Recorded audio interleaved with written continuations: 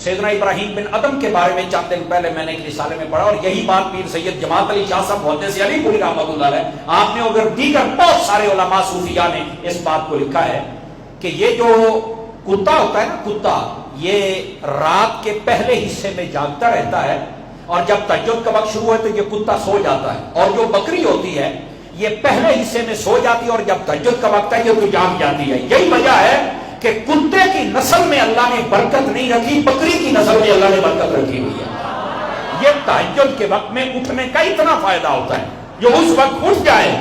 اللہ تعالیٰ اس کو بھی برکت عطا فرما دیتا ہے۔ اگر اٹھ کر وہ ذکر اذکار اور تسبیحات کر بیٹھے تو پھر تو سونے پہ سہاگا ہو جاتا ہے، سمجھے؟ تو بہرحال فجر کی نماز پڑھنا یہ تو پھر ہر مسلمان پر فرض ہے نا، اور پھر کوشش کیا کریں کہ فجر کی نماز پڑھنے کے بعد سورج نکلنے تک سویا نہ کریں۔ ہاں زیادہ تھکن ہے یا بہت دیر تک آپ کو آگے کہیں جانا ہے تو پھر آرام کر بھی سکتے ہیں، تو اتنی دیر تک اگر جاگتے رہیں گے تو یہ بھی فضیلت ہے، چونکہ روایات کا یہ بھی مفہوم ہے کہ جو فجر کی نماز پڑھ کے سورج نکلنے تک سوتا نہیں نا، اس وقت میں اللہ تعالیٰ اپنی رحمت سے رزق تقسیم کرتا ہے، اور جو جاگ کے دعا کرتا رہتا ہے اللہ اسے رحمت والا رزق عطا فرما دیتا ہے۔ سمجھ آ رہی ہے؟ تو اس بات سے کوشش کر کے فجر کی نماز کے بعد سورج نکلنے تک نہ سویا کریں، سمجھ آ رہی؟ یہ ہوتا تو میرا خیال ہے 35-40 منٹ کا فرق ہی ہے نا جی، لیکن آپ نے دیکھا ہوگا کہ یار قاری صاحب گال ٹھیک ہے پر نیندر بڑی سوادی ہوتی ہے، یہ ٹائم ہی ایسا ہوتا ہے۔ اور ویسے بھی یہ بخاری شریف کے اندر حدیث پاک نبی پاک علیہ السلام نے ارشاد فرمایا، انسان جب سوتا ہے نا تو شیطان 3 گرے لگاتا ہے، پنجابی میں ہم کہتے ہیں نا گانڈ مارتا ہے، وہ شیطان 3 گانٹھیں لگاتا ہے، گرے لگا دیتا ہے۔ وہ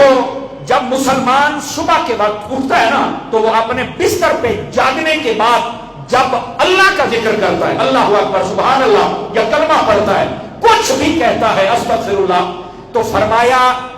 بسترے پر لیٹے لیٹے جب اس نے اللہ کا ذکر کیا تو شیطان کی ایک گانٹھ کھل جاتی ہے،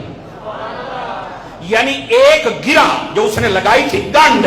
وہ ایک کھل گئی۔ فرمایا جب وہ اٹھ کر وضو کرتا ہے تو اس کی دوسری گانٹھ کھل جاتی ہے،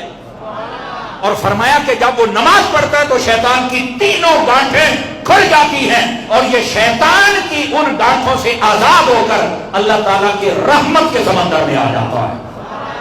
تو اس واسطے صبح ضرور اٹھیں، اللہ کا ذکر کریں، اور بستر پہ رات جب بھی جاگ آئے نا اللہ کا ذکر ضرور کیا کریں، سمجھے؟ عادت بنائیں کلمہ شریف پڑھنے کی، اکثر کہتا رہتا ہوں سوئیں تب بھی جاگیں تب بھی، اور یہ معمول بھی ہونا چاہیے۔ اس کا فائدہ یہ ہوگا کہ ہم نے موت کی نیند تو سونا ہی ہے، تو جب سوتے وقت کلمہ پڑھنے کی عادت ہوگی تو موت کے وقت جس نے کلمہ پڑھ لیا، ہاں یہ حدیث شریف میں ہے، فرمایا من آخر الکلام لا الہ الا اللہ دخل الجنہ، جس بندے کا آخری کلام یعنی وقت موت زبان پر کلمہ جاری ہو گیا بغیر حساب کے سیدھا جنت میں داخل ہو جائے گا،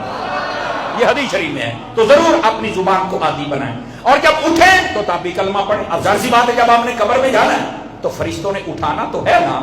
تو جب فرشتے اٹھائیں اور اٹھتے وقت ہماری عادت ہو کلمہ پڑھنے کی، جن کو محسوس ہوا ہے وہ تو بولے نا میں کیا کہنے لگا ہوں، تو آپ جو کلمہ پڑھ دیں ان کے سامنے تو پھر مجھے بتائیں وہ سوال کریں گے یا مبارک دیں گے کہ یار جو پوچھنا تھا وہ تو پہلے ہی بتا بیٹھے ہو؟ اس واسطے ضرور اب اس عادت کو اپنایا جائے۔